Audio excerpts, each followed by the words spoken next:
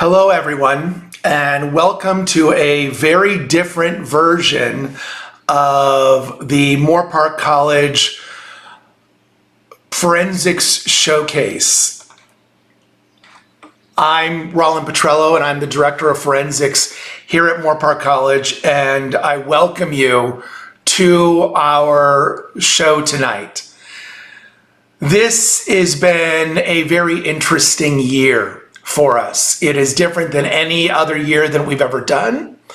And we are so proud of the team and the performances you're going to get to see tonight. For those of you who may not be familiar with the Moorpark College speech team, we've had a team for almost 50 years here at Moorpark College. And during that time, we have been the most successful community college in the country in forensics or speech and debate. During that time, we've been in the top 4 in the nation, think Final Four for basketball, 42 out of 49 years, and we've won 11 national titles. This year was our 11th, and we have never finished lower than 8th in the nation as a forensics team.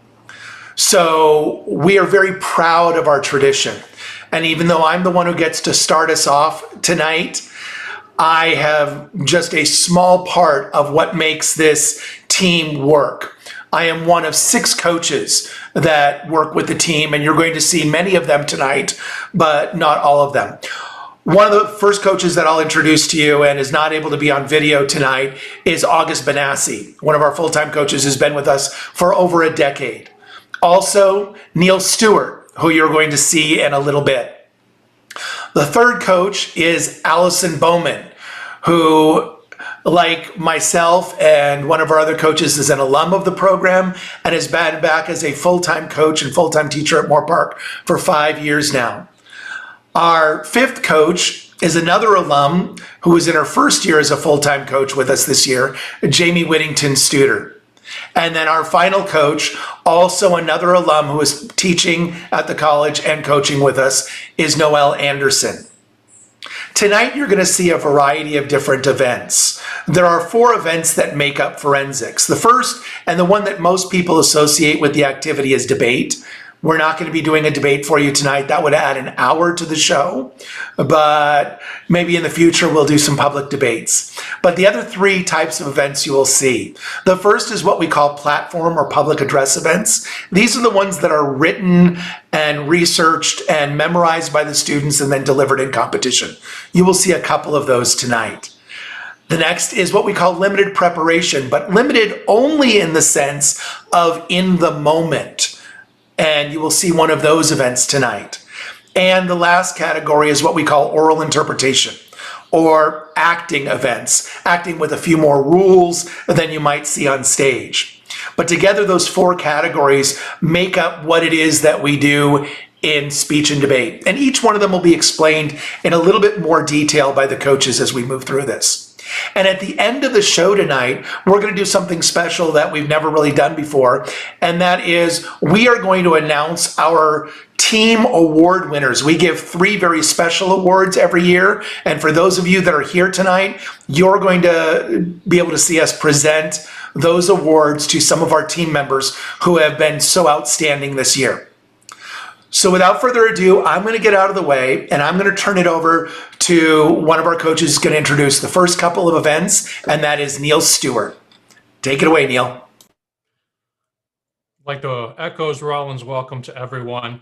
And the first event that I'd like to introduce tonight is called Extemporaneous Speaking. Extemporaneous is one of the limited prep genres. And unlike pretty much every other speech that we would take to a tournament, a student is going to arrive with extemporaneous, not having a speech ready to go, only knowing that they will receive some sort of prompt and that they will have 30 minutes to prepare a 7-minute speech that addresses that prompt. The only other thing they know is that the prompt will be something about current events. So it's a new speech and a new prompt every single time. So as you might imagine, a person that succeeds in extemp needs to be very well read. They need to be able to think quickly and be very organized with their 30 minutes of prep. And then they're going to be able to think on their feet and give a fluid speech from bullet pointed notes that they were able to come up with. Luckily, we have one of those very successful extemp speakers for you tonight. Her name is Nicole Castro, and she just got done winning gold in this event back in April at the national competition. Because we have an audience here tonight, we thought it might be fun if we invited anyone out there who has a current events issue that they would like to hear Nicole speak on.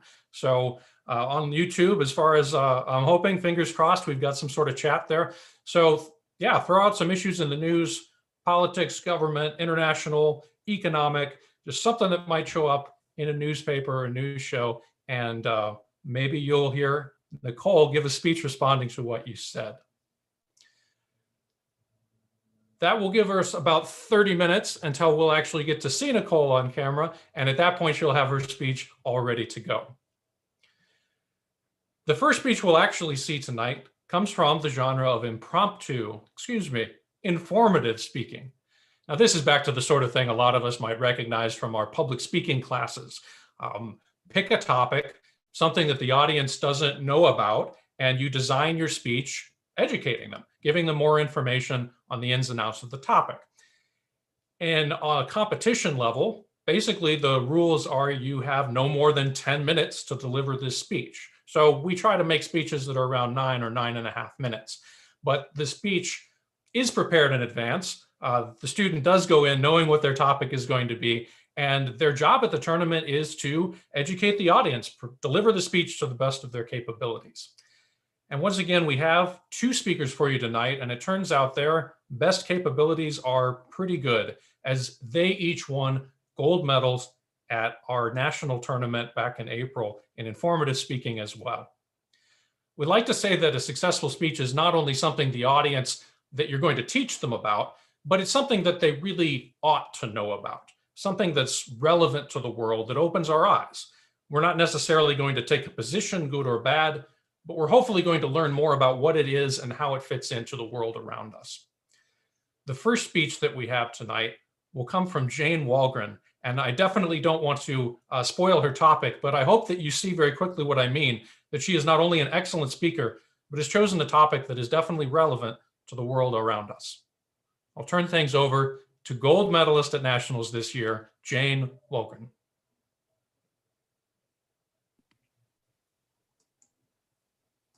With the raging pandemic that made the setting of a medical clinic that much more daunting, 26-year-old Shannon was left scared and unsure of her future after finding out she was pregnant. According to Mel Magazine in August of 2020, Shannon knew what she wanted, and that was an abortion. However, the conservative Texas laws deemed operations like Planned Parenthood non-essential, which left Shannon in a tough situation. Without being able to physically go to a clinic, she was left with one last choice, and that was to order the abortion pill online. On July 14, 2020, Forbes reported that healthcare providers across the country were able to mail or deliver the pills that are used to perform an abortion for the duration of the COVID-19 health emergency. Telemedicine, or meeting with a doctor and receiving medication over the phone or Zoom call, isn't exactly a new thing. However, online pharmacy websites that may send abortion pills straight to your door without needing to see a doctor, that's much newer, and it is being more utilized than ever before. Stows, a Planned Parenthood CEO, tells NPR on May 28, 2020, that she oversees many Midwestern states and noted that her own region has seen a 250% increase in telehealth services since the pandemic hit. Thus, it's crucial we learn more about this. We'll do it by first learning a little bit more about what they are, second, addressing questions of safety and efficacy, and finally, considering its legal implications. Let's take a minute to learn about and separate telemedicine from the newer, less regulated online pharmacies. First, Guttmacher policy acknowledges in May of 2019 that Planned Parenthood pioneered telehealth access to abortion in 2008, and now it is offered in 10 states. Self-Health describes the process on April 9th, 2019. First, you meet with a doctor via video chat, who then will prescribe 2 drugs, mifepristone and misoprostol. The FDA explains on their website last accessed February 10th, 2021, Mifepristone and misoprostol are the pair of pills that, when taken together before the 9th week of pregnancy, are effective 95 to 98% of the time. In many states, mifepristone is heavily regulated, so the doctor may prescribe just misoprostol, which is 78 to 94% effective. Either way, the pills can be sent to a pharmacy or directly to the patient's front door. Then the patient will manage their own at-home abortion with the assistance of a medical professional ready on speed dial. It's important to note that while this is an at-home process, telemedicine will involve a healthcare provider. On the other hand, online pharmacies do not. Internet pharmacies are new to the game, offering to send mifepristone and misoprostol straight to your door. Just visit websites like 8 Access, MedSite24, Abortion RX, and wait for the mail. NBC News on June 1st, 2019, offered the case of a Florida woman who became pregnant but was not ready to have another child. She told NBC News that money was tight and she was unable to pay the $600 at a clinic in Tallahassee. So she turned to the internet and learned about abroad pharmacies online that sold mifepristone and misoprostol for a way cheaper price, ranging from anywhere between under $100 to even more than $500. A week or two later, a nondescript brown envelope arrives at the door. So it's online shopping, which many of us do every day. But instead of books or groceries, it's abortion pills. From a technology standpoint, there's nothing too surprising about these web pharmacies. But doesn't it also seem ripe for scammers? And why go through the risks of the internet instead of a more traditional meet with a doctor route? Let's address each of those in turn: reliability and motivation. While many of us would feel skeptical ordering any type of pill online, a 2017 study in the journal Contraception tested it out for us to figure out if the abortion pills received through the internet are legitimate and reliable. In the study, they arranged orders from 16 different online pharmacies that didn't require a prescription. Once they received the medication, mifepristone and misoprostol, they tested out the ingredients in a laboratory and came to the conclusion that most of the pills were in fact safe and effective. The process is one thing, but what about the actual medical treatment? When it comes to the safety of mifepristone and misoprostol, the World Health Organization, last accessed February 10th, 2021, acknowledges the safety of self-administered abortions from home, saying on their website that studies evaluating mifepristone and misoprostol in various combinations suggest that home-based medical abortion is effective and safe. The World Health Organization also noted that serious complications occur in less than 0.5% of patients. Mifepristone, the first drug in the pair, has a better safety record and less adverse effects than Tylenol, penicillin, and Viagra. Second, why would a woman seek to order from an internet pharmacy? Obviously, there's no single reason. Each individual woman's situation can be unique and complex. But let's consider some of those factors, starting with COVID. Time magazine confirmed on April 14th, 2020, that Planned Parenthood expanded its telehealth services to all 50 states amid the pandemic. Internet pharmacies offer the same social distancing advantage, but even more so. Even in the pandemic, 39 states have laws that still require an in-person examination, such as an ultrasound, even if the doctor's consultation is virtual. Also, there are state laws requiring minors to have parental consent for an abortion.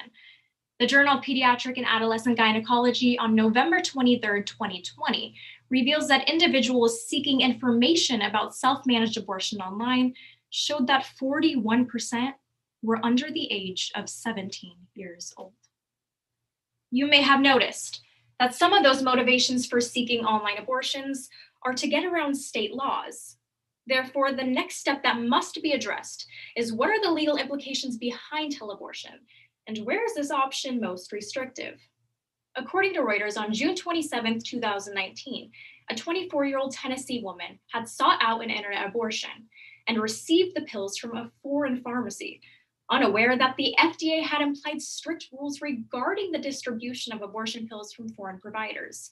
In fact, many people are unaware that the only real federal law regulating internet pharmacies isn't from Congress. It's from the Food and Drug Administration. And the FDA has basically conceded that they have no good way to enforce the law. They don't have the power to track down nondescript brown envelopes from overseas. Basically, a person would have to be caught some other way, and only then could the FDA rule be used against them. But the legal situation is also in flux, combining all the controversies of 2020. COVID, abortion rights, and the Supreme Court comes a legal case we're still watching. PBS News of July 13th, 2020 details how the case started last summer. Several groups, including the American College of Obstetricians and Gynecologists, sued the FDA for their rule in requiring in-person visits to receive the abortion pills. US District Court ruled in their favor and suspended the in-person requirement, noting that COVID presents a substantial public health risk for in-person visits, especially considering that the actual medical treatment, taking the pills, would happen at home anyways. The case made its way to the Supreme Court, which in January overturned the lower court's decision with a solid conservative majority, including new Justice Amy Coney Barrett. The Supreme Court reinstated the FDA rule requiring in-person consultation. Reuters points out on January 12, 2021, how during the pandemic, the government has waived in-person requirements for other types of drugs, including opioids. And in her dissenting opinion, Justice Sonia Sotomayor lamented how this is yet another instance of the government singling out abortion procedures for more onerous treatment. This evening, we have successfully captured what online abortion pharmacies are, addressed the safety and efficacy of at-home abortions, as well as the legal implications behind it. In so many ways, the pandemic has made life harder than ever before, but it has also highlighted new options for medical care, such as online abortion pharmacies. And it's because of this option that women like Shannon can make their choice. Thank you so much, Jane. My name is Jamie Whittington Studer, and I will be introducing the next category or genre of events that you will be seeing tonight, which is oral interpretation of literature. As Rollin mentioned before, oral interpretation of literature is essentially competitive acting or competitive performance, in which a student performs a 10-minute excerpt of a piece of literature, something from a play or a book or a movie, or even a piece of poetry. Now, the goal of this event is to communicate and explore the themes presented in the piece of literature through performance. That's why performers perform with something we like to call the Little Black Book, which you see right here, which is their way of paying honor to the literature that they are performing. Now, at one point during these types of performances, the performer will close the Black Book and perform an introduction to that literature that they have written themselves. That introduction is going to highlight the significance of the themes presented within that piece of literature. Now, there are many different types of oral interpretation events, such as interpretation of prose, which is something from a novel or short story, interpretation of poetry, such as classical poetry, long-form poetry, slam poetry, interpretation of program interpretation, which involves splicing a lot of different genres of literature together, or lastly, oral interpretation of drama, which is a piece of literature from a play or a movie or something designed to be performed for an audience. Drama is the next type of event that you will be seeing tonight. Our next speaker has seen incredible success with this dramatic performance, taking a silver medal at our state championship and a bronze medal at the national championship. So without further ado, it is my pleasure to introduce our next speaker performing in dramatic interpretation, Kate Soto Giesler.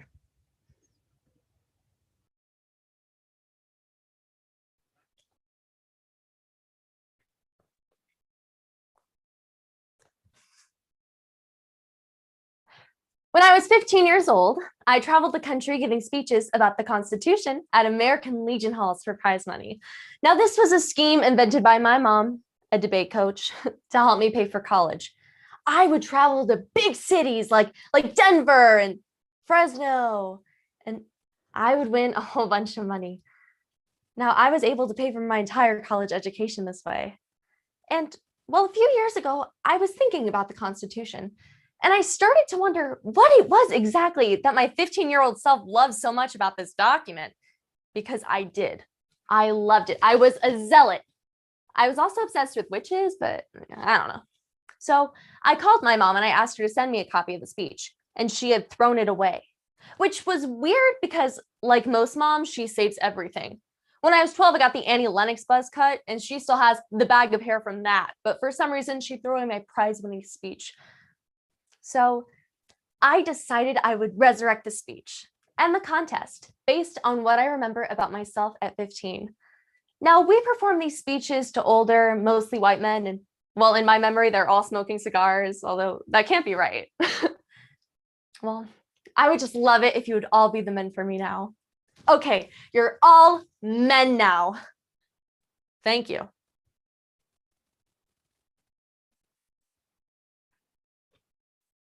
According to a 2021 report in the Journal for International Reconstruction and Development, there are only 10 countries in the world which offer full legal protections for women, and the United States is not one of them. But in January of 2020, Virginia became the 38th state to approve the Equal Rights Amendment, securing the votes necessary for ratification. Almost immediately, conservative lawmakers vowed to block the amendment's ratification, arguing that the deadline to ratify had passed. Now, it seems almost inconceivable that in 2021, there are still lawmakers arguing that the century-long battle for gender equality has an expiration date. Playwright Heidi Schreck, in her Pulitzer Prize-nominated show, What the Constitution Means to Me, argues that, given our nation's history, not only is this unsurprising, it is something that we must continue to confront. What the Constitution Means to Me, by Heidi Schreck. Okay, so we're gonna start. I'm gonna be 15. Now, I'm not gonna do anything special to, make myself 15. So here we go. I'm 15. Heidi Schreck, please approach the podium. The Constitution is a living document. It is a crucible. Do you know what a crucible is? A crucible is a pot in which you put many different ingredients and boil them well together. So you see, our Constitution can be thought of as a pot in which we're thrown together in sizzling and steamy conflict to find out what we truly believe. Extemporaneous, my favorite part. Please discuss the 14th Amendment, Section 1, Clause 4. No state shall deny to any person within its jurisdiction the equal protection of its laws. Clause 4 is miraculous. The Equal Protection Clause. It says that we all must be treated equally and cannot be discriminated against on the basis of race, sex, religion, or immigration status. Well, I've been talking about this clause for a very long time. And well, whenever I get to this part, I have this desire to protect my 15-year-old self. So I'm just going to be myself now. In fact, I'm just going to be myself for the rest of the time now. That way I don't have to fucking smile anymore. When I was 17, my freshman year of college, I was registered pre-law. I also auditioned for the fall play. You probably think I've gone off on a tangent. I haven't. There are no tangents in this show. I can't help if you can't follow my structures. So, first rehearsal, this senior boy asked me if I wanted to ride home. And I said, sure. And as soon as we got to my dorm, he said, I've been wanting to kiss you all night, which was weird because I'd only known him 3 hours. But he was so cute. So I kissed him and suddenly he took off his pants. I was really smart when I was 17. I was well, way smarter than I am now. And I'd read everything, I thought. I was taking advanced feminist studies. And yet I decided to go ahead and have sex with this guy because, well, it seemed like the polite thing to do. I guess now maybe I'm not so sure, because when I think back to that night, I remember having this sick feeling in the pit of my stomach and this fleeting thought so quick I almost can't put it into words, but if I had to say it out loud, it would sound something like, stay alive. which is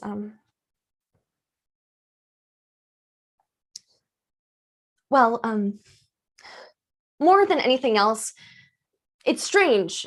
Yeah, it's strange because I know that that guy would not have hurt me.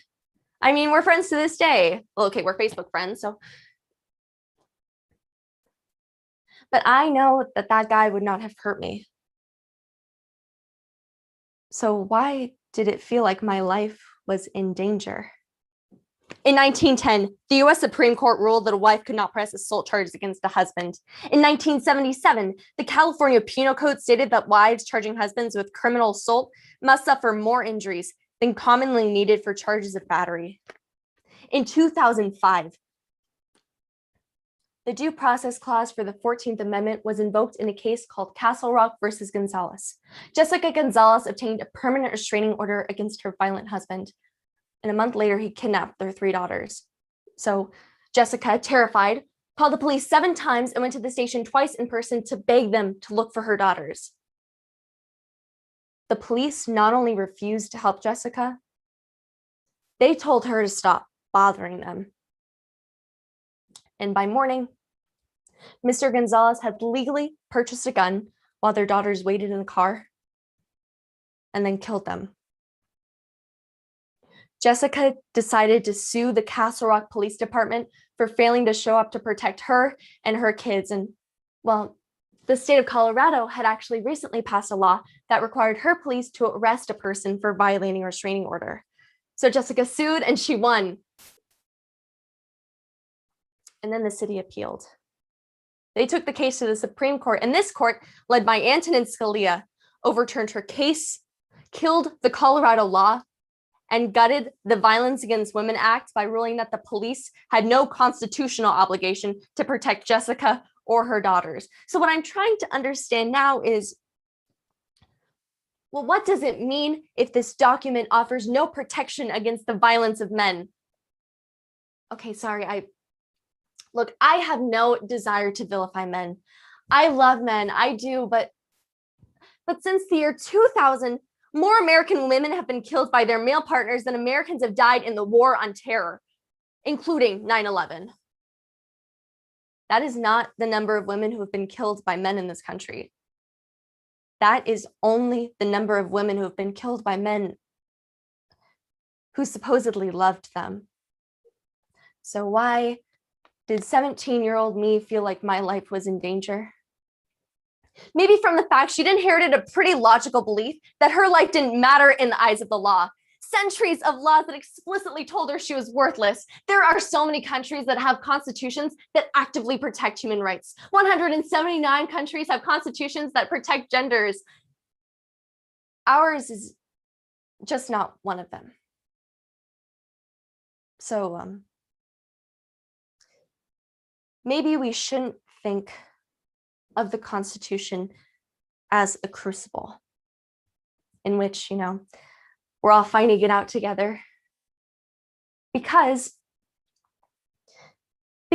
if this is a battle or even a negotiation, then the people who have always been in power will continue to dominate and oppress. Maybe we should think of a constitution that is obligated to actively look out for us. All of us.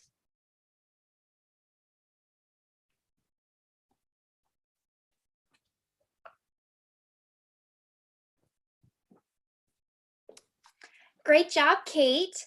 The next event that you are going to see is a persuasive speech, which is in the same category as the informative speech. So it's a platform speech where the student will select a topic, research the topic, create a speech, and then perform that speech each time they're in the tournament.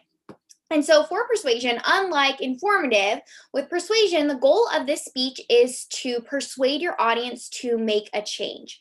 And the way that the student will do that is by identifying problems that exist, explaining the reasons, and then ultimately offering some solutions.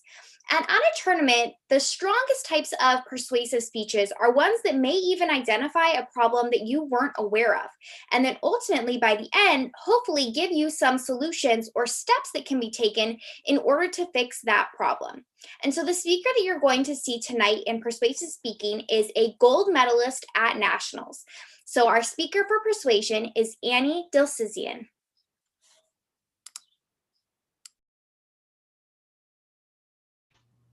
Thank you, Allison.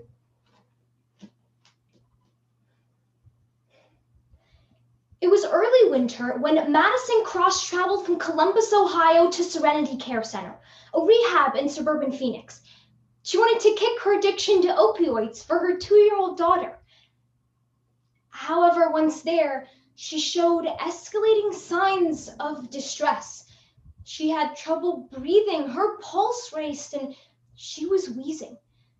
Despite her distressing vital signs, she was not sent to the hospital only a mile away. Instead, she collapsed in her room, where she was soon found dead. It seems counterintuitive that the very centers people turn to in order to save their lives end up causing their deaths. Unfortunately, this is an all too common tragedy. Managed Care Weekly Digest argues on February 17th, 2020, this is a deadly $42 billion industry with over 14,000 drug treatment facilities across the US. And USA Today adds on October 3rd, 2018, in 2015, the US Health Services Administration reported nearly 3,400 preventable deaths in rehab facilities. With all the public attention on the opioid crisis, rehabs offer a promise of help. Yet this evening, we will see that that is a false promise by first uncovering why this rehab system is broken, second, exposing the consequences, and finally, I will advocate for some sensible solutions to what one critic called a wild west of snake oil salesmen. When Madison entered Serenity, she dreamed of becoming the mother that her daughter deserved. Yet a lack of regulation and rampant fraud turned that dream into a nightmare. In California, known as the Rehab Riviera, literally anyone can run a rehab business. On November 5th, 2018, the Orange County Register released a 9-part investigation that showed no degree, medical or otherwise, is required to get a license, which may be why the San Francisco Chronicle explains on September 28th, 2020, these facilities often have an average success rate of just 10%. This is further compounded with what are known as sober living homes. Not only do they not require licenses, but cities cannot ban them because their patients are protected under the Americans with Disabilities Act. This lack of regulation has also opened the door to rampant fraud. One of the most common types of fraud is patient brokering. The Palm Beach Post explains on February 7th, 2020, this is the buying and selling of addicts from one treatment facility to the next. The Orange County Register continues on June 19th, 2020. Recovering users are wooed aggressively by junkie hunters, often former or current drug users who troll for customers on social media and at AA and NA meetings in an attempt to fill beds and collect insurance money. NBC News adds on May 29th, 2018, brokers can make as much as $10,000 for each person they book for treatment, and addicts are paid handsomely as well. Florida resident Isaac told NBC, I've been paid $2,500 3 times to go to California for treatment.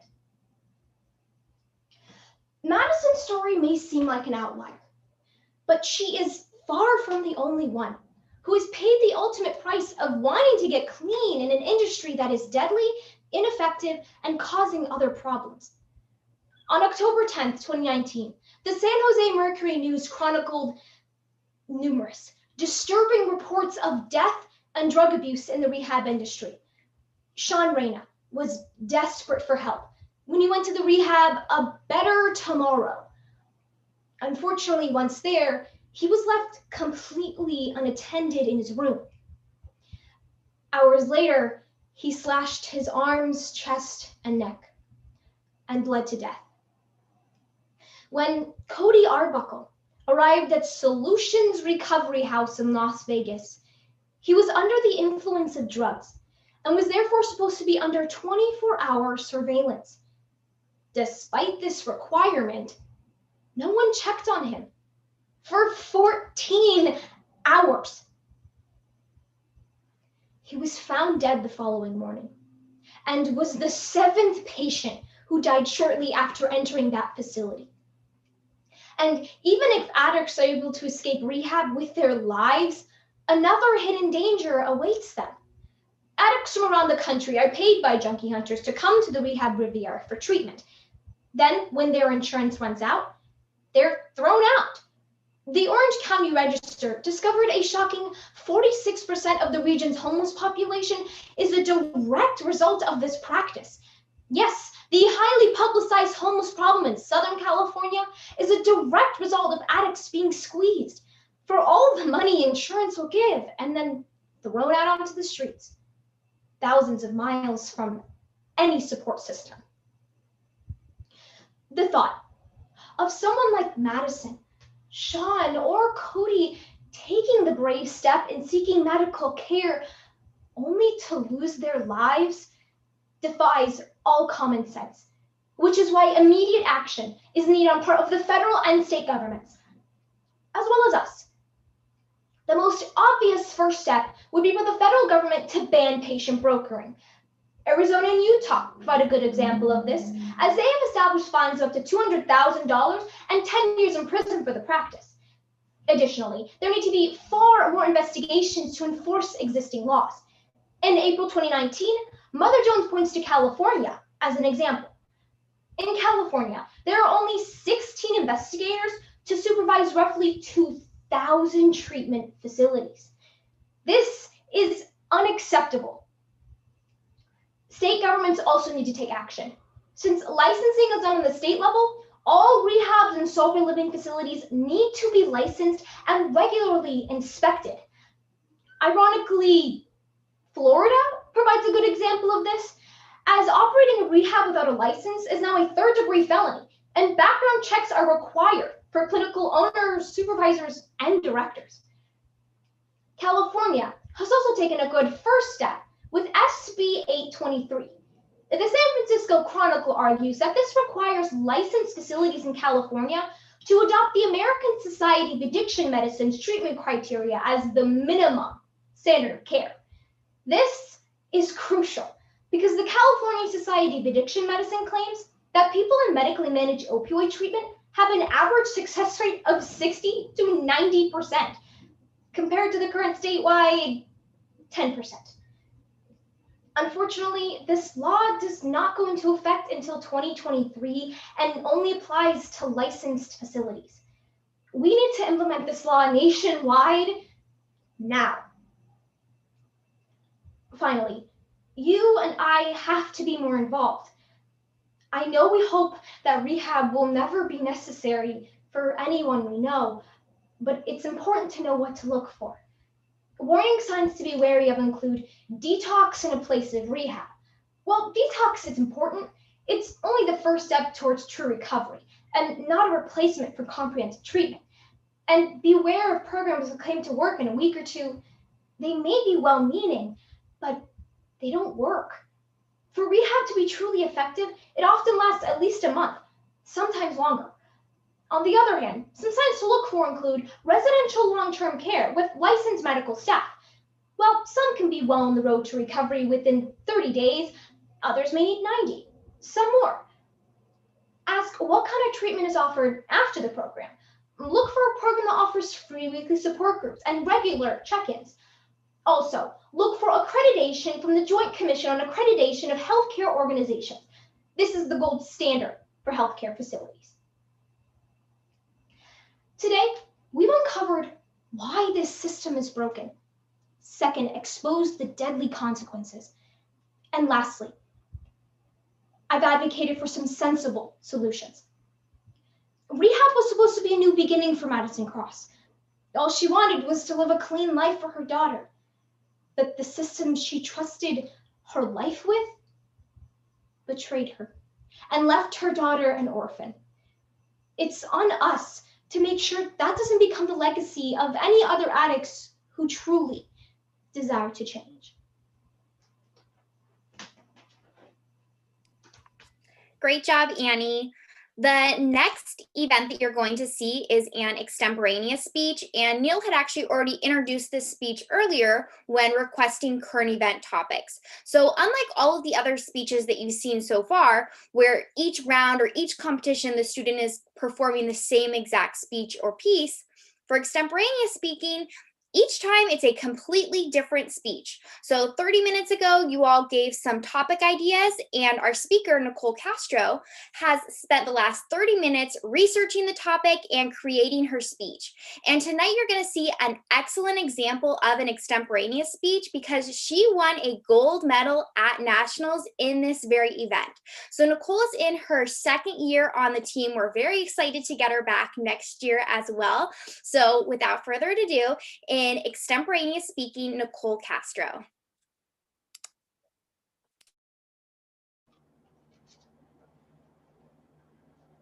If I asked you, who's the queen of rap?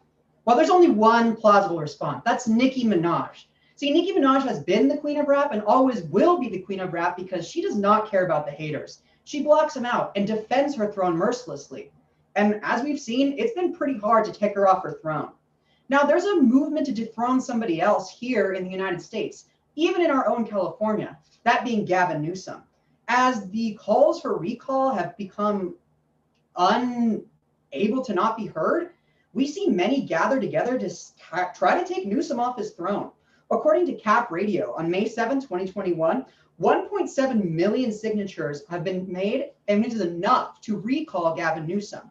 So it begs the question, what's the most likely outcome of the effort to oust Gavin Newsom? Well, just like it's hard to take Nicki Minaj off of her throne as the queen of rap, it's going to be pretty hard to do the same to Gavin Newsom. So the answer is simply that Newsom will remain governor.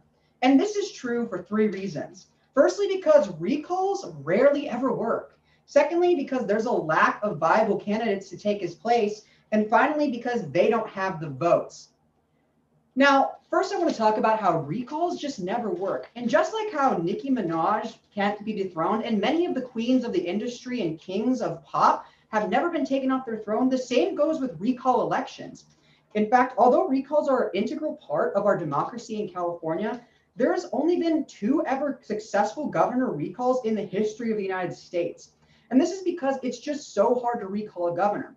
Although they might be minorities or even a large number of individuals who don't like a gubernatorial candidate, the truth is that getting somebody off of their throne takes a lot of hoops to jump through. In fact, according to NPR in May 2021, even if the signature requirement is met, you have to convince the public that this candidate shouldn't be governor still, which is pretty hard to do in a state like California. There's a lot of ins and outs to recalling a gubernatorial candidate. And Gavin Newsom is somebody who hasn't even spent his full time as a governor. He was just recently elected. So in order to convince the public that it's necessary to kick him out now, you're going to have to do a lot more than just get signatures. In fact, you're going to have to go through appeal processes and win over a California public, which is very deeply Democratic and supports Gavin Newsom. And if you're going to do that, you have to have some pretty good alternatives to a young Gavin Newsom who already has some great ideas on the board. But speaking of those alternatives, just like how it's been hard for Nicki to be taken off of her throne because who could be the queen of rap? Cardi B and her problematic past? No. Well, the alternative for Gavin Newsom is just like Cardi B, a bit problematic and doesn't have the favor of the public enough to earn herself the title of queen. So the signature threshold is met and the public needs to see who can be the alternative. Well, so far, here's our options. We have to talk about Caitlyn Jenner. And I know, as a trans woman, it's hard for me to even say the name considering all the ire she's drawn from the community. But she's seriously emerging as a candidate for governor here in California. Well, let's see what NBC News has to say on May 3rd, 2021. Jenner lacks the support of not only Republicans because of her transgender identity, but has drawn the ire of Democrats with her anti-LGBTQ rights stances. Yes, a transgender woman is running for California governor without the support of Republicans and running against LGBTQ rights. So even if Gavin Newsom is to go through a recall process, the alternative being Caitlyn Jenner, it's just not going to win over California's public because Republicans don't like her and Democrats certainly don't either.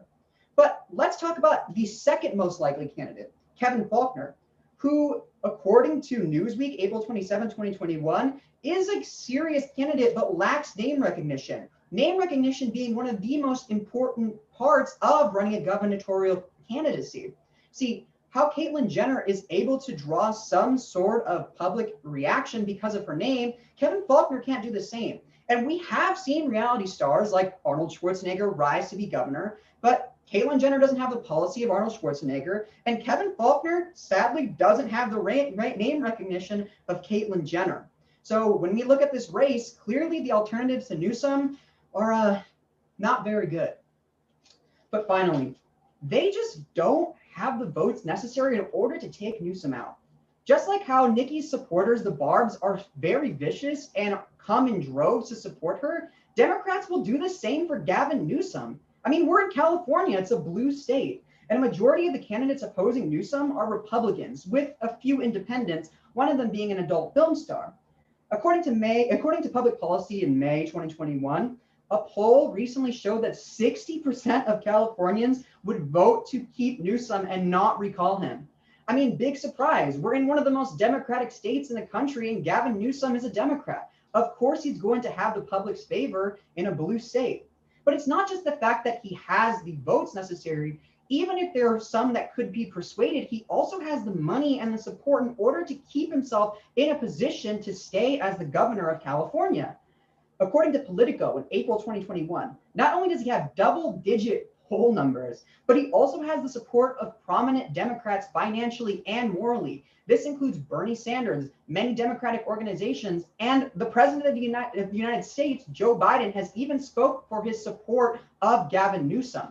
So in order to dethrone a queen of rap or a governor, you're going to have the means necessary to do it. But if they can't fend off the Democrats, just like how Cardi B's fans can't fend off the Barbs, well, they're going to have a hard time taking this queen off her throne. But looking back at the question given to us today, what's the most likely outcome to come from the effort to oust Gavin Newsom? The answer is simply that Newsom will remain governor. I said this for three reasons. Firstly, because recalls rarely ever work. Secondly, because of a lack of candidates who can do the job better. And finally, because they just don't have the votes to kick him out. Now back to Nicki Minaj. There's a reason why young Nicki runs rap. And it's because not only does she have the Barbs on her side, but nobody else can actually run rap like she does. She's made hit after hit and shown that her verses are untouchable. And even if she's faltered, much like how Gavin Newsom has faltered in this last year during the COVID pandemic, the truth is that the Democrats are a lot like Barbs. They're ready to come out fighting for their queen, Gavin Newsom.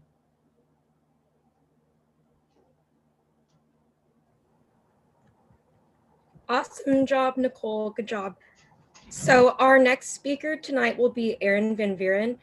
She is going to be performing a DI dramatic interpretation similar to what we saw Kate perform a few moments ago, earlier this evening. She is coming back in the fall and we're super excited to have her. You'll notice differences in this performance in the scene and the type of environment she creates with the audience. So let's give it up and welcome our next speaker, Erin Van Vieren.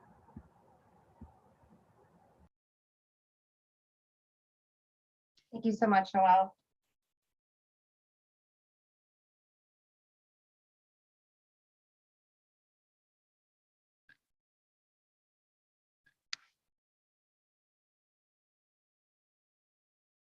$2:00. Free time on the funny farm, everybody. Hello? Hey, yeah, you. I suggest you spend it with me. It's gonna do you more good than watching the soaps, more good than that Tuesday afternoon sing-along, and more good than chair caning class. Chair caning. Where did they think that one up? We're mentally ill, not blind. Hey, you ever think about how you got in this place? Or do you just sort of wonder if the little gears inside your head just one day jump the track? I think about it a lot. You know, that's the thing about being in a place like this. You have time to think. And I'll tell you this. I believe being crazy may be the perfect and final expression that we've trained for all our lives.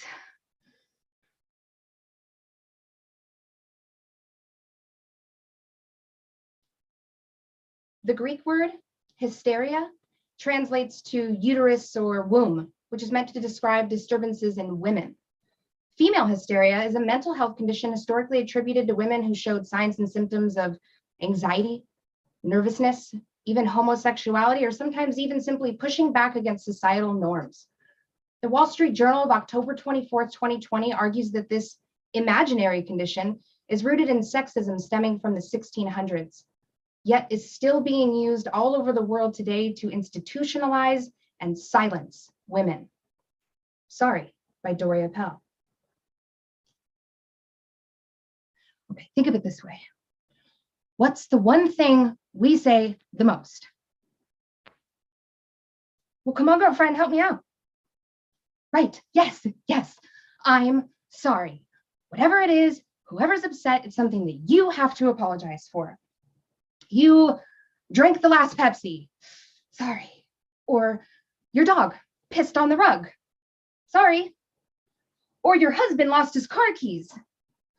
Or it rained, or it didn't. And it just seems like we always have to say, I'm sorry. But what's everyone say when we're upset? You got it. Yes, it's all in your head. If they hurt your feelings, you're too sensitive. It's all in your head. If they made you mad, they didn't mean it. It's all in your head. If you're frightened, there's nothing to be scared of. It's all in your head. So the backaches and the night sweats and the stomach and skin problems that don't ring the right bells on the medical testing machines, those are all in your head too.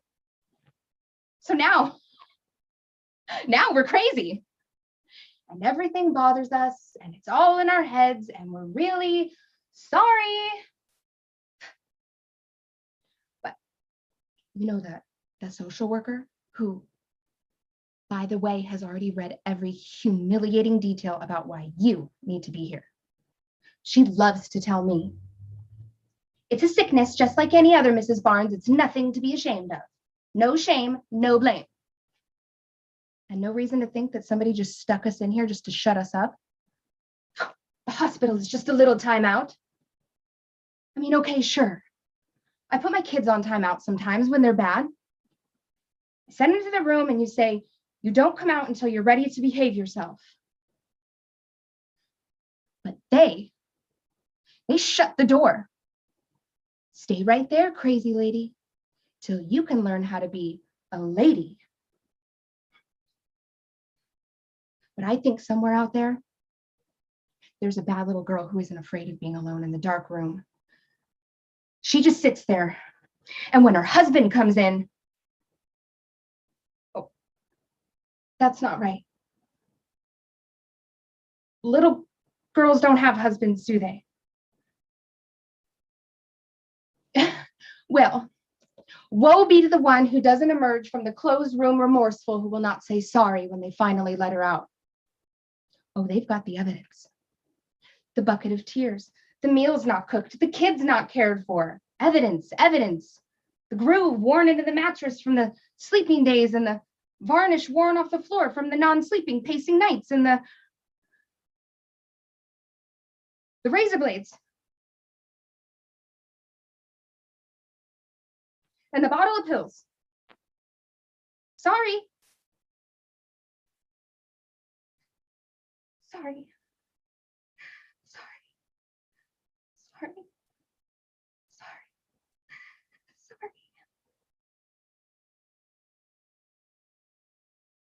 I'm sorry.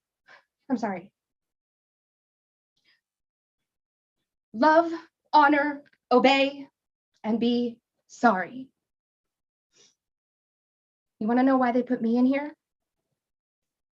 because I stopped being sorry. And I started getting, okay, well, it was clear that I wasn't myself. Any woman in her right mind does not scream like a banshee at the top of her lungs and break all the dishes in the kitchen cabinets and cut the cords off all the household appliances. My husband was annoyed, of course, but he worries about me and wants me to get better. And the staff here, they're all really encouraging. On my first day here, I was sitting on the edge of my bed watching my sad looking feet hanging down when that one nurse came in with the, yes, with the big round smiley face. Well, she came in with my lunch tray and she gave me this extra big smile and said I'd be back on my feet in no time. I knew what she really meant. Okay, you'll be cooking and cleaning and jumping to meet everyone's whim and demand before you've even caught your breath. And the second your insurance runs out, you're gone. After I threw my lunch tray at her, I learned a new version of timeout. The quiet room. There's nothing in there but a mattress. I thought about what I'd done and it wasn't nice, so I wrote, "I'm sorry," on the wall with my own shit. But that was the weekend that my husband came and he was looking this combination of miserable and guilty. He said that the kids missed me and that they wanted me home. Oh, I really was sorry. I was. But I just kept thinking about that quiet room, and when I was in there, only it was different this time. It wasn't the room with the bare mattress. It was a little girl's bedroom, all frilly, blue and white. The little girl is being sent to her room for being bad, and she can't come out until she says she's sorry. As soon as they're gone and they shut the door, and she jumps down off the bed and she crouches down to see what's under it. She lifts up that blue organdy ruffle that matches her pillow shams and curtains that Mommy and Daddy got her because she's their special little girl. And she hauls out a big axe. Checks to see if the blade is sharp. And then smash, there goes the tiny dollhouse and the perfect little furniture. And smash, there goes the nice painted dresser and the bedpost off the bed. And smash, she chops down the door and she breaks free and she tells everybody, "I am not sorry." Not one bit. No, I'm okay. Not sorry. Not sorry.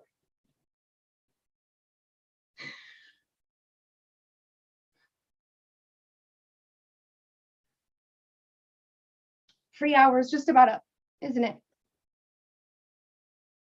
That person from the community college is going to be here to tell us about their adult non-credit courses, but I doubt they'll have the one I want. What I want is a course on the social history of apology. I want to know the origin of the word sorry.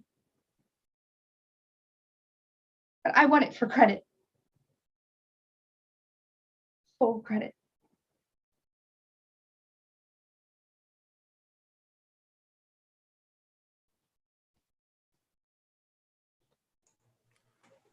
Awesome. Thank you so much, Erin. So we've already seen one informative speech tonight, and we wanted to hit you with a second. The idea is the same. Again, the topic has been prepared, and the goal of the speech is to, in 10 minutes or less, teach the audience something they didn't already know, and hopefully something that's worth knowing. You've also already seen our informative speaker tonight. We'll welcome back Annie Dilsizian. You saw her persuasive speech earlier. I think this is very cool because not only you get to see another example of what informative can be and how a speaker might navigate the interesting parts and the difficulties of the topic and explaining it to the audience.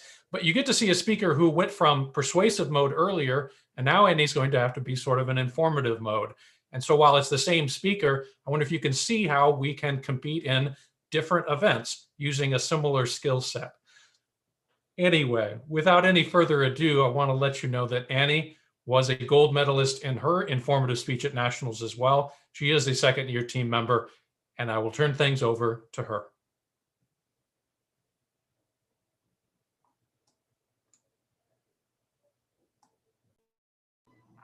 Thank you, Neil.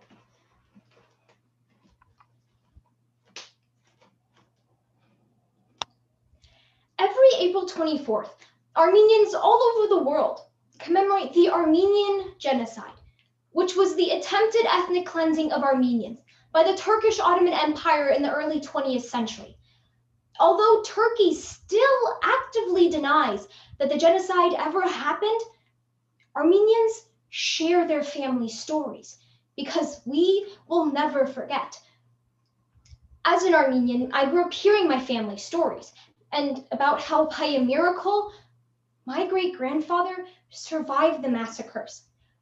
And although these stories have been passed down orally, there is a strong possibility that they could have been passed down genetically. SciComm on March 31st, 2020 explains, a growing body of research suggests that trauma, like from extreme stress or starvation, among other things, can be passed on from one generation to the next. The theory is that trauma changes the way DNA is expressed, known as epigenetic trauma. We're not talking about the social history of culture and the associated impacts, but rather which genes have been passed on to us. This genetic legacy can cause a multitude of issues for future generations, such as depression and obesity, depending on the trauma experienced by their forebears. This is concerning because anyone can experience trauma. In November of 2019, the science journal Frontiers placed the worldwide average trauma exposure rate at 69.7% for children and adults. Looking around at the world, I don't think the drama and the trauma is going away anytime soon. So let's dive deeper into epigenetic trauma to better understand and hopefully even help future generations. First, we'll uncover what epigenetic trauma is. Second, examine the evidence. And lastly, connect back with the key implications of this theory. Epigenetics and trauma can both be difficult topics to navigate. So let's begin with a basic understanding of these two concepts. The CDC on August 3rd, 2020 details, epigenetics is the study of how your behaviors and environment can cause changes that affect the way your genes work. Unlike genetic changes, epigenetic changes do not alter the gene sequence itself, but rather how genes are expressed to, for example, create a certain protein. As an analogy, let's say we wanted to darken this room. A genetic change would be like taking out the light bulb. An epigenetic change would be like turning the dimmer switch. These genes, light bulbs, are still present. However, their expression has changed. For example, studies show that infants born to mothers pregnant during 9/11 had lower levels of cortisol, which is associated with maternal PTSD. These infants knew nothing of 9/11, yet their mother's experiences directly affected them. The main way that epigenetics alters gene expression is a process called DNA methylation. According to Zymo research on March 13th, 2020, methylation is a chemical modification to DNA molecules. It regulates gene expression without changing the sequence of nucleotides. Therefore, the less methylation occurs, the more susceptible a person is to epigenetic changes. And this is where we get back to trauma. Medical News Today defines trauma on June 3rd, 2020, as an emotional response to a tragic event, like an accident, natural disaster, or rape. Trauma leaves a chemical mark on DNA, and epigenetic changes happen because of our environment, like the mothers pregnant during 9/11. When we're faced with traumatic situations, it increases the likelihood of silencing important gene sequences. as in genes that produce important chemicals like serotonin and dopamine, are silenced. One final note is that unlike genetic changes, epigenetic changes can possibly be reversed. But more on that later. Now, these findings are monumental, but how do we know that this phenomenon is real? Initially, there have been numerous studies supporting that epigenetic trauma is real. Science magazine on June 9, 2019, illuminates one study performed on mice. To traumatize the mice pups, they were separated from their mother for random periods of time. Then, when they were reunited, the traumatized mother neglected her pups, furthering their trauma caused by separation. To rule out environmental variables, researchers bred traumatized males with untraumatized females, and the new generation of pups were studied. The effects were very telling, as the new generation of pups showed more depressive behavior than the control group. As the study continued, these effects were shown up to 6 generations. As in, mice showed epigenetic impacts from trauma experienced by their great grandparents. Whoa. Second, there have also been studies done on humans. Elemental observed on January 24th, 2020, Rachel Yehuda, a professor in psychiatry and neuroscience at the Mount Sinai School of Medicine, has spent years studying Holocaust survivors and their children. She has discovered differences in both generations in the levels of the hormones cortisol and glucocorticoid, which are associated with stress, inflammation, and metabolic function. Dr. Yehuda's research concluded that lower levels of cortisol resulted in higher levels of PTSD in offspring. Naturally, human beings are complex, and the science of epigenetic trauma is still very new. But even though continuing research is needed, there's enough here already to suggest that there's something very real about the epigenetic side of trauma and its impacts. I don't think it's an exaggeration to say that this pandemic has been traumatic for everyone. We don't know how it's going to affect us and our kids down the line. So let's explore both a therapy application and rhetorical implication of these findings. Fortunately, this new research may not help only future generations, but also the trauma survivors themselves. In one study performed on soldiers with PTSD, researchers uncovered lower methylation levels in a key region of the brain. And remember from earlier, how lower methylation levels increases the risk of silencing important gene sequences? Well, this study focused on psychotherapies as treatment, and researchers were able to see an increase in methylation levels in this key region of the brain.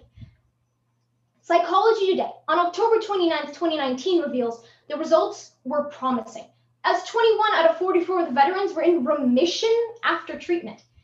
Good news, this shows that epigenetic impacts from trauma can possibly be reversed because epigenetics are not set in stone. Trauma may dim the light bulb, but therapy can brighten it again.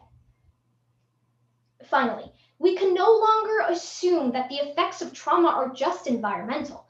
We've all seen the racial injustice highlighted in recent years, but of course it's not just recent. David R. Williams, a professor in sociology and African American studies, told the Harvard Gazette on June 5, 2020, that 50% of white Americans believe that discrimination is as bad against whites as it is against people of color. My fellow white people, I hope we're already engaging in conversations to combat those myths. But also, this new field of epigenetic trauma provides one more point to make. Slavery may have ended 150 years ago, but the social legacy of oppression and discrimination has not. And there's strong evidence that the genetic legacy of that trauma hasn't ended either. Today, we've uncovered what epigenetic trauma is, second, examined the evidence, and lastly, connected back with some key implications of this theory. It's no secret that the Armenian genocide still lives with us today. However, these findings make me feel a little better. And hopefully we can begin a process of healing past, current, and future trauma. Thank you so much, Annie. The final performance that you'll be seeing tonight is another oral interpretation event, again in the category of dramatic interpretation. Now, the speaker that you're about to see perform achieved enormous success in all 3 of her competition events this year. But what makes this event particularly remarkable is that in spite of the fact that she began working on this event only a week and a half before nationals, she received a gold medal at nationals in this event. So without further ado, it is my pleasure to welcome Alex Claunch.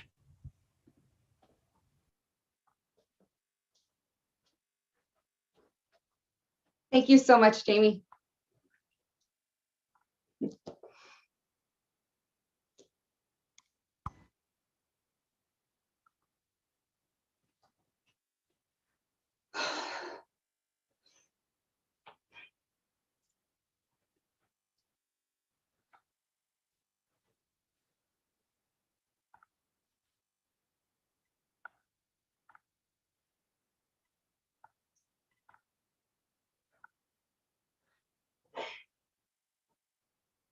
Tom, it's me again, your wife. You had one of those, remember?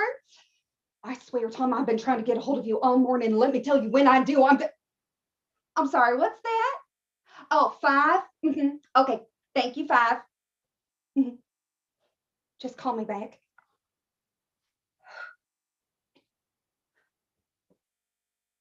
Oh, cheese and rice, Mark, you scared the crud out of me. No, I haven't been able to reach him yet. When I called you this morning, I told you I was fine and nothing's changed. So look, there's no point in talking about. It's Tom. No, do not hold. I'm ready. Thomas Michael Steger, I am madder than a wet hen. Well, I really needed to talk to you. Yes, I went to the appointment. You know what, Tom, honey, it looks like things are about to get started over here, so I'm just gonna have to call you back, okay? Okay, everyone, let's get this thing started. I'm ready when y'all are. I gotta go. And we're on in 5, 4, 3, 2. Welcome, everybody. A special good morning to you. Thank y'all so much for joining me today. You see, we have a very special show lined up for you. Our show isn't like other cooking shows. No exotic dishes, extreme bake-offs, how to entertain 100 guests at once while entertaining with the right fork. No. You see, what makes our show different is that it's all about the ingredients. Cooking's a lot like life, don't you think? All these little spices of life coming together to either make or break a dish. Anyway, that's why our show is all about the ingredients. So let's see what we're cooking with today, shall we? Today's episode is all about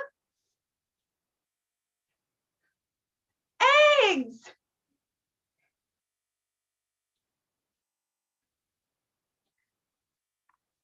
According to new research published by the National Institute for Health, American women report experiencing twice the amount of stress as American men. And if you've talked to any of the women in your life recently, you can probably understand why.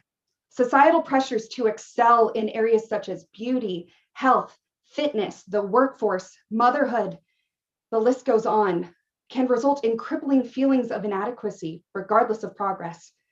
Playwright Lee Richard explores the toll this can take on a woman's sense of identity, as well as what can happen when the pressure becomes too much to bear. Cracked by Lee Richard. Oh, welcome back, everyone. And if you're just now joining us, well, I'm so glad you did. Yes, sirree, you are right on time. You see, we just found out in today's episode, we're cooking with eggs. Yep, could have been anything else in the world, but today it just so happened to be eggs. To me, eggs are a lot like life. Birth or new beginnings, rather. And just like life, the egg is full of possibilities, from the everyday to the extravagant. Why, you could scramble them, boil them, poach them, beat them, sure them. Do you know about shirred eggs? Have you ever shirred an egg before? Well, you sure should. Of course, you could always just fry an egg, right? Keep things simple. But even then, there are so many choices. Did you know you could baste an egg in a frying pan? I bet nobody ever told you that. Most people go their entire lives thinking that cooking an egg is the easiest thing in the whole damn world. Most people do it without thinking twice. They just crack one in a pan and then, hey, there's your perfect little eggs. You could almost get overwhelmed just thinking about it. Well, after today's demonstration, you'll have everything you need to cook up your eggs the right way. Then, of course, there's everyone's opinions on how an egg ought to be cooked. Not too runny. No, not too firm. Oh, you waited too long and now your eggs are spoiled. Guess your mother-in-law was right about that. Cut. What's that, Mark? Oh, you need me to do that part again? No, I do not need a break. No, Mark, what I could use is a double mint julep from Marty's, but unless you're hiding one of those up there, I don't see what you can do for me right now, sugar. No, Mark, I do not need a... Oh, let's take a 5. No, we can take a 5. A 5 is fine. But you stay up there, Mark.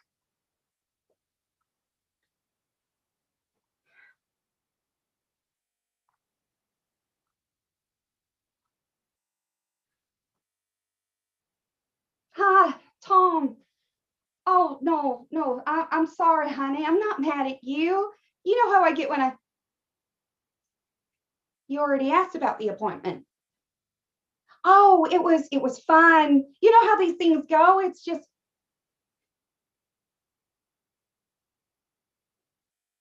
Dr. Bader called you? So you already know that...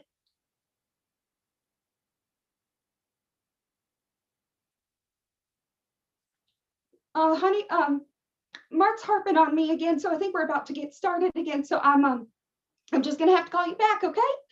I love you.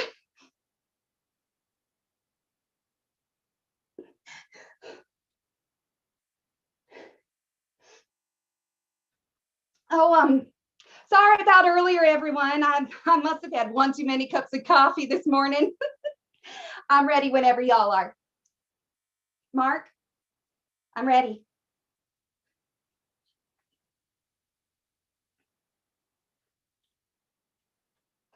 Hello, everyone, and welcome. We have a special show lined up for you today. You see, today's episode is all about eggs. Have y'all ever held an egg before? Oh, that's a silly question. Of course you have. But have you ever just looked at one? They're beautiful, really just fragile. Even if you weren't trying to, the slightest wrong pressure on the shell and it could...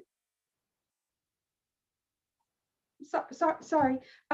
I think I'll just skip to the demonstration. That's what y'all are here to see, right? 100 different ways to cook an egg, poached, scrambled. You know the list. You don't need to know about what could have been or might be. We're here to talk about eggs.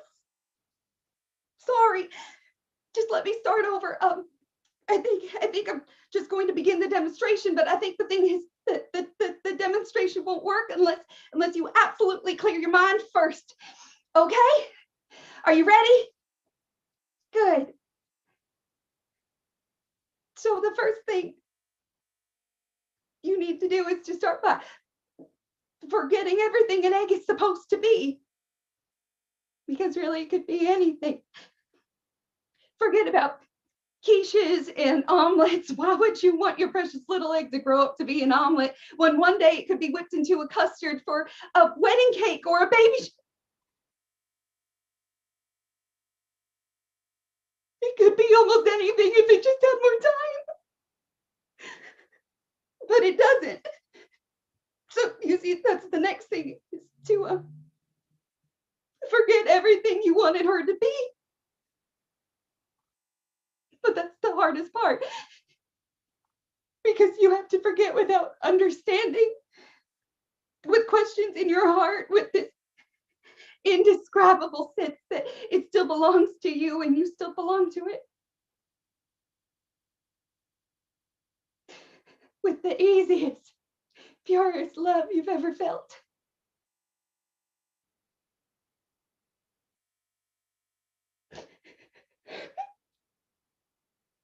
And that's the hardest thing I've ever had to do in my entire life. Which is why I wanted to show you in this demonstration, so that if the time comes when you have to, and I hope you never do, you'll know how.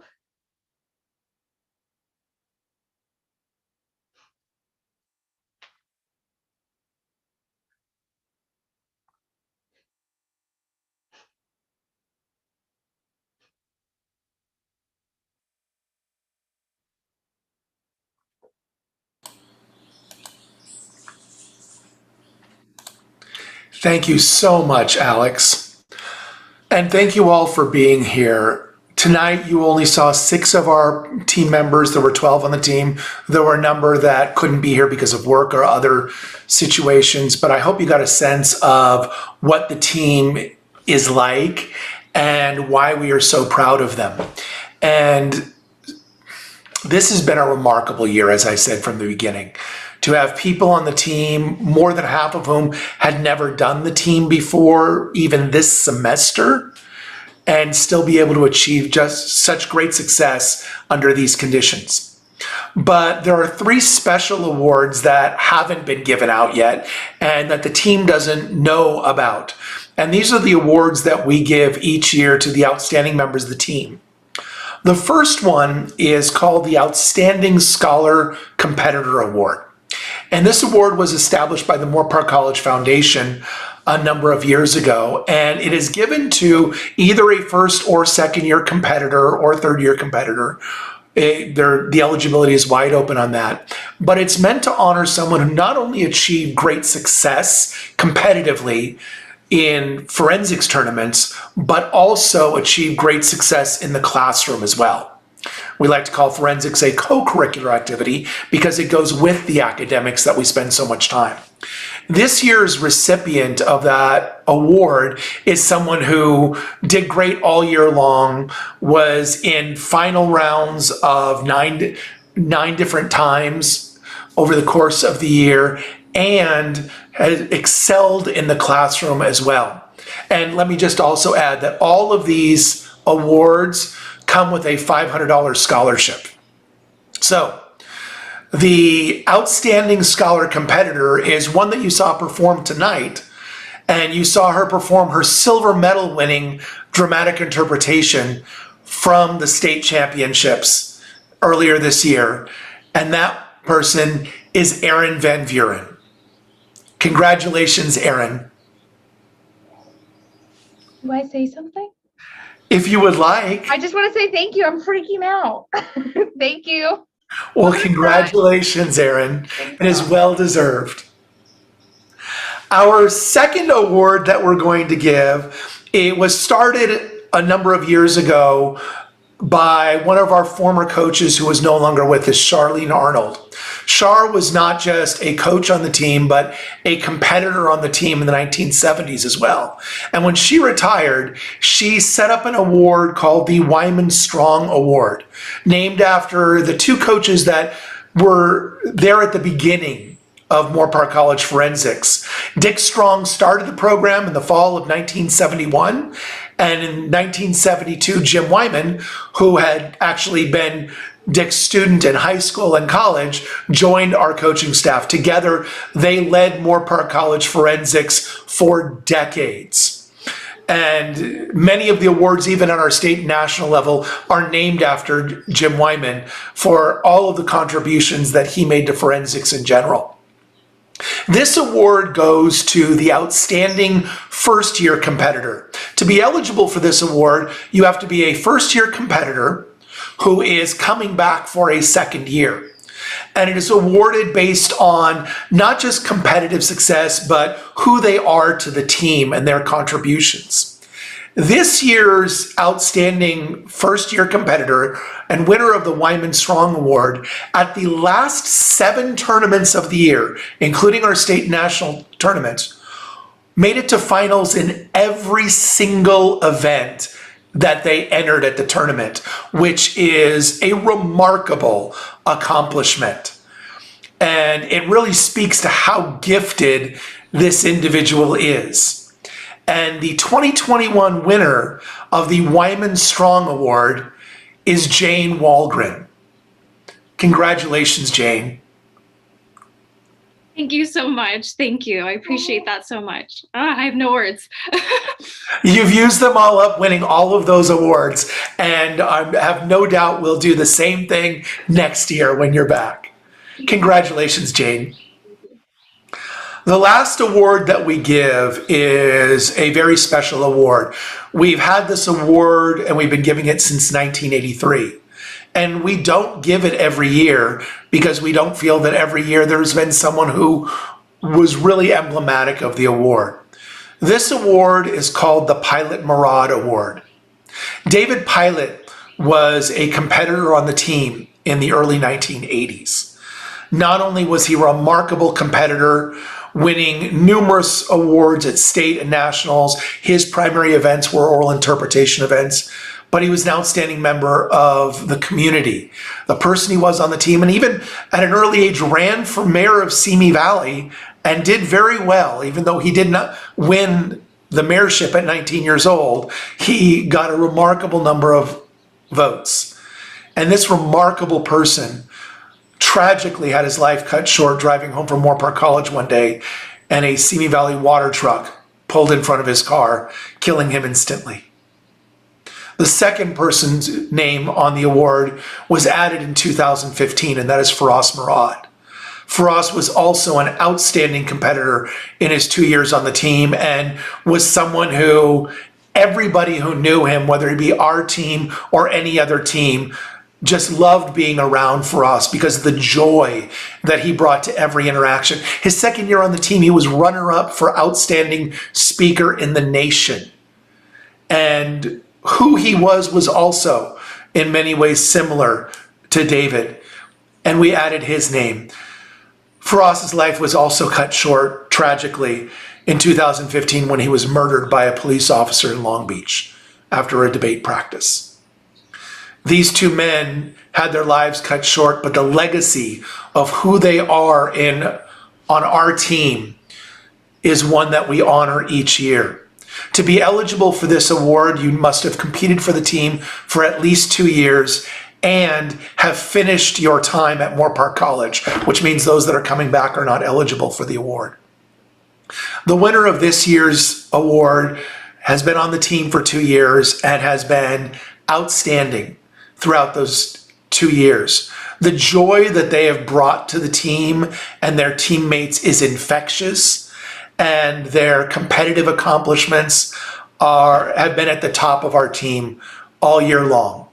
This year's winner of the Pilot Murad Award is Annie Dilsizian. Congratulations, Annie. I'm not gonna cry. Okay. Yes, you are. Thank you so much. After everything you just said, Roland, I didn't realize how much weight this carried, and I will take this with all the honor and do it justice. So thank you so much. I love all of you. Well, congratulations. And thank you all for being here and giving an audience as we present these awards and for seeing what it is that we do at Moorpark College Forensics. I would like to thank all of my fellow coaches. You make it a joy to work with, and this team, which, by the way, nobody's mentioned, the 12 people who represented this team at Nationals for the first time in our history were all women. And they fulfilled the legacy of this program, and we're so proud of them. Thank you for joining us tonight. And this concludes our 2021 Forensics Showcase. Thank you all so much, and have a great night.